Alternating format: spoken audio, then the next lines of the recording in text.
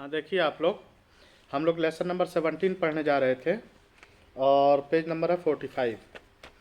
ये लेसन है मूसा अलैहिस्सलाम के बारे में। एक बहुत ही जलील कद्र नबी गुजरे हैं जिनका नाम मूसा अलैहिस्सलाम है। उनके बारे में आज हम लोग इस लेसन में पढ़ेंगे और जानेंगे उनकी ज़िंदगी के बारे में कुछ बातें। तो परफेक्ट मूसा अलैहिस्सलाम वाज बॉर्न इन इजिप्ट। मूसा अलैहिस्सलाम की पैदाइश कहाँ हुई थी? मिस्र में। कहाँ हुई थी? मिस्र में, जिसकी राजधानी कहाँ है? काहिरा। काहिरा, कैरो, इंग्लिश में कैरो बोलते हैं। At the time of his birth Egypt was ruled by a very cruel and pride king called Farah. जिस वक्त मूसा अलैहिस्सलाम पैदा हुए उस वक्त मिस्र पर एक बहुत ही जालिम बादशाह था। मिस्र पर एक बहुत ही जालिम और घमंडी बादशाह हुकूमत करता था जिसको फिरौन कहते हैं। क्या कहते हैं? फिरौन। He prided himself in the land and he had broken its people into groups low and high. उसने ज़मीन में बहुत ज़्यादा फसाद बर्पा कर रखा था। ज़मीन में बहुत ज़्यादा फसाद बर्पा कर रखा था और लोगों को दो टुकड़ियों में बांट रखा था, हाई और लो। यानी कुछ लोगों को बड़ा समझता था, कुछ लोगों को छोटा।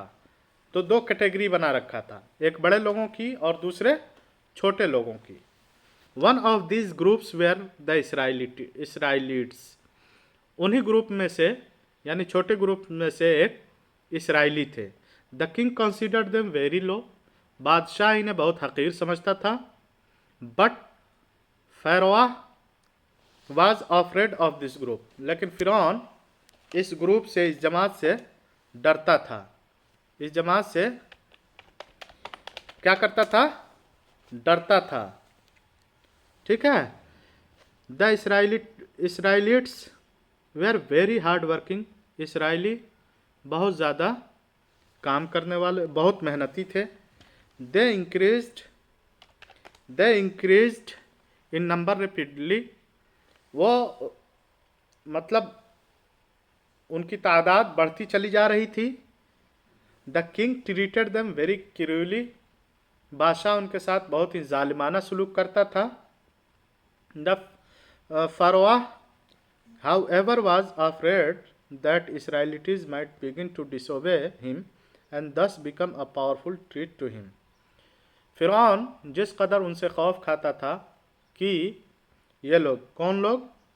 इसराइली लोग उसकी बात नहीं मानेंगे, उसी कदर जितना उसके दिल में यह अंदेशा पैदा होता था उतना ही ज़्यादा उनके ऊपर सख्तियाँ करना शुरू कर देता था।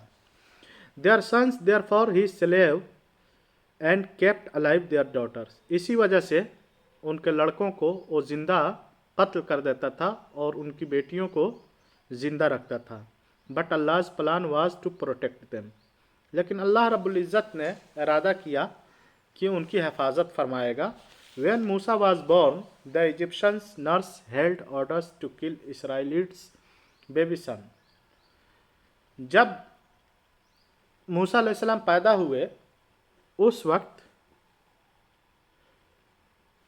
मिस्र के नर्सों को यह हुक्म दिया गया था कि इस बनु इसराइल के जितने भी लड़के पैदा हों उनको क्या करें? कत्ल कर दिए जाएं वो। But Allah guided the mother of Musa to feed him for a time and leave him floating into the river Nile in case of any danger.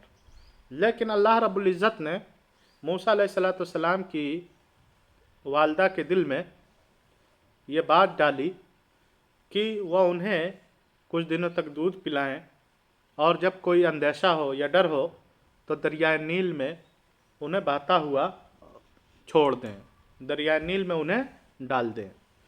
Allah promise to bring him back to her. अल्लाह ने यह भी वादा किया कि मूसा अलैहिस्सलाम को दोबारा उनके पास ज़रूर लाएंगे। मूसाज mother knew that there was danger everywhere.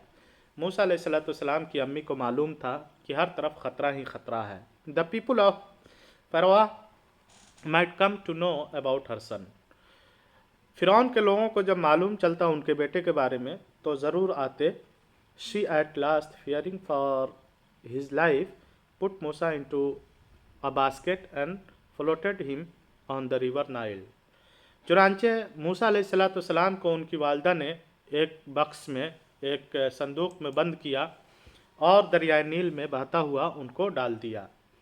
But the way of Allah are wonders, अल्लाह ताला की राहें कितनी ताज्जुब खेज़ हैं, आप इसका अंदाज़ा इस बात से लगा सकते हैं कि the basket followed by the Pharaoh palace and was noticed by his people, कि वो बॉक्स बहता हुआ फ़िरौन के महल के पास गया, जिसको कि फ़िरौन के लोगों ने देखा। फ़िरौज़ वाइफ परहैप्स हैड नो सन, फ़िरौन के बीवी के पास शायद कोई बच्चा नहीं था। Musa was very handsome, Musa अलैहिस्सलाम बहुत खूबसूरत थे। And when he saw him he took a fancy to the child, जब उसने फ़िरौन की बीवी ने मूसा अलैहिस्सलाम को देखा तो मूसा अलैहिस्सलाम की गर्विदा हो गई। शी एक्सक्लेम्ड, उसने हैरत से कहा, he is a joy to the eyes, ये तो आंखों की ठंडक है। She asked the king not to kill him, उसने बादशाह से इसे न मारने की दरख्वास्त की। They might take him as a son, क्योंकि वह उसे अपना बेटा बना लेंगे। Allah plans always work and the king said yes, चुनांचे अल्लाह का प्लान हमेशा काम करता है। चुनांचे बादशाह ने उसको पालने की इजाज़त दे दी, ज़िंदा रहने की इजाज़त दे दी। Musa's mother on the other hand was full of grief on parting from her son, मूसा अलैहिस्सलाम के दिल में गमो अंदोह का पहाड़ भरा हुआ था, क्योंकि उनसे उनका बेटा अलग हुआ था। Musa on reaching the palace refuse to take any meal, मूसा अलैहिस्सलाम जब महल में पहुँचे तो उन्होंने किसी का दूध पीने से मना कर दिया। Allah made him refuse to do so, अल्लाह रब्बुल इज़्ज़त ने उन्हें ऐसा करने का हुक्म दिया। The palace people called various nurses but in vain, महल की सभी ख़वातीन ने मुख्तलिफ दाया को बुलाया, लेकिन मूसा अलैहिस्सलाम ने किसी का दूध नहीं पिया। मूसा's sister who had followed the floating basket walked up to the palace to ask, shall I tell of a family that may bring up the child for you and take care of him? मूसा अलैहिस्सलाम की बहन, जो कि बहते हुए संदूक का पीछा करते हुए गई थी महल तक, उसने कहा कि क्या मैं ऐसे फैमिली को न बताऊं जिसका दूध ये ज़रूर पी लेगा और जो इसका ख्याल भी रखेगा इस बच्चे का। द फरवा हैड टू से यस, फ़िरौन ने हामी भरी। दस मूसा रिटर्न टू हिज मदर, इस तरह से मूसा अलैहिस्सलाम अपने वालदा के पास वापस आ गए। Allah promise is always true but the short sighted people fail to understand it, अल्लाह ताला हमेशा सच बात का वादा करता है, लेकिन जो कमज़ोर या जल्दबाज लोग होते हैं वो अल्लाह रब्बुल इज़्ज़त के वादे को समझ नहीं पाते हैं। तो यह आप लोगों का लेसन नंबर 17 है, जिसको मूसा अलैहिस्सलाम के बारे में बताया गया है। आप लोग इस लेसन को वीडियो